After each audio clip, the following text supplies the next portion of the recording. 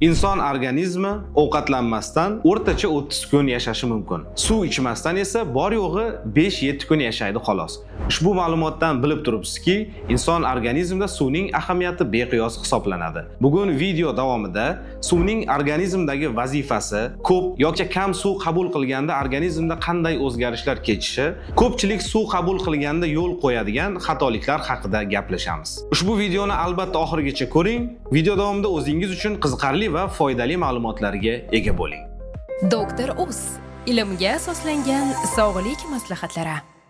Inson organizmidagi hujayra va to'qimalarni 70-80% ni suv tashkil qiladi. Suvning asosiy vazifalarini sanab o'tadigan bo'lsak, bu inson organizmidagi doimiy tana haroratini ushlab turishda, inson organizmi uchun kerakli bo'lgan oziq moddalarni tashishda, ya'ni transport. Bundan tashqari, organizmda erituvchi vazifasini ham bajaradi. Organizm uchun kerakli bo'lgan ko'plab moddalar, jumladan mikro va makro elementlar suvda erigan holatda organizmga so'riladi. Oddiygina ovqat hazm qilish sistemasi misolida oladigan bo'lsak, ovqatni qabul qilganimizdan keyin og'iz bo'shlig'idagi so'lakdan tortib, o't suyuqligi, bundan tashqari hazm qilishda ishtirok etadigan oshqozon va ichaklardan ajraladigan shiralar va fermentlar tarkibining asosiy, ya'ni 90% qismini ham suv tashkil qiladi. Qisqaroq qilib aytadigan bo'lsak, kundalik hayotda energiya manbai sifatida miya faoliyatini normal kechishi, bundan tashqari, organizmda doimiy immunitetni mustahkam bo'lishida ham suvning ahamiyati cheksiz hisoblanadi.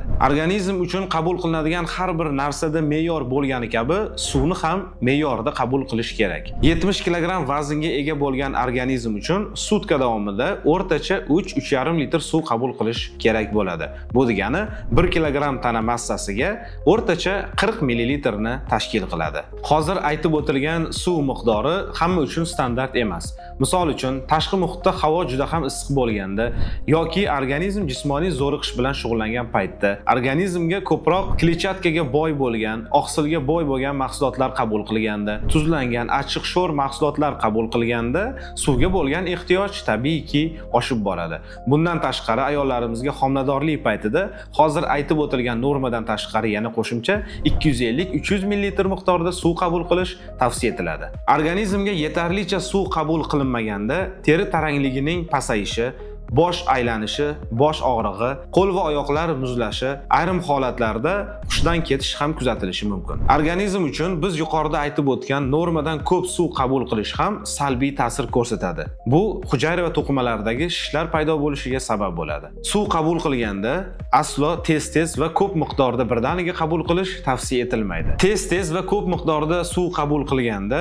qonda natriy miqdori kamayib ketadi, ya'ni giponatriyemiyaga sabab bo'ladi. Organizmda giponatriyemiya markaziy nerv sistemasi disfunksiyasiga, miyada shishlar paydo bo'lishiga, buning oqibatida esa koma, ayrim holatlarda o'limgacha sabab bo'lishi mumkin. Yuqorida sanab o'tganimizdek, qancha suv qabul qilishimiz bu tashqi muhitga bevosita bog'liq bo'ladi. Yozning issiq kunlarida organizmda suvga bo'lgan ehtiyoj ortadi. Suv qabul qilganda suvning haroratiga ham e'tibor berish kerak bo'ladi. Yozning issiq kunlari bo'lishiga qaramasdan, xona harorati yoki bo'lmasam sovuqroq suv qabul qilish maqsadga muvofiq. Muzdek suv qabul qilish tavsiya etilmaydi. Qishki mavsumda havo harorati pasayganda go'yoki organizmda suvga bo'lgan talab pasaygandek tuyuladi. Shunga qaramasdan biz sutka davomida 70 kg ga o'rtacha 3-3,5 litr suv qabul qilishimiz kerak bo'ladi. Agarda biz yetarlicha suv va suyuqlik qabul qilmasak, organizmga tashqi muhitdan kiradigan bakteriya, virus va boshqa infeksiyalarning rivojlanishiga sharoit yaratib bergan bo'lamiz. Qishki mavsumda qabul qilish uchun mo'ljallangan suv harorati xona haroratida yoki bo'lmasam biroz sovuq bo'lishi maqsadga muvofiq. Juda ham qaynoq haroratli issiq suvni qabul qilish tavsiya etilmaydi. Bu ovqat hazm qilish yo'llaridagi shilliq qavatini yallig'lanishiga sabab bo'ladi. Yuqorida aytib o'tilgan ma'lumotlarga asoslangan holda o'z tana vazningizdan kelib chiqib, sutka davomida qancha suv qabul qilishingizni bilib oling. Ushbu foydali ma'lumotlarni yaqinlaringizga ulashishni va like bosishni unutmang. Ha, aytgancha, siz sutka davomida qancha suv qabul qilasiz? Albatta izohlarda yozib qoldiring. Doktor Uz ilmga asoslangan sog'lik maslahatlari.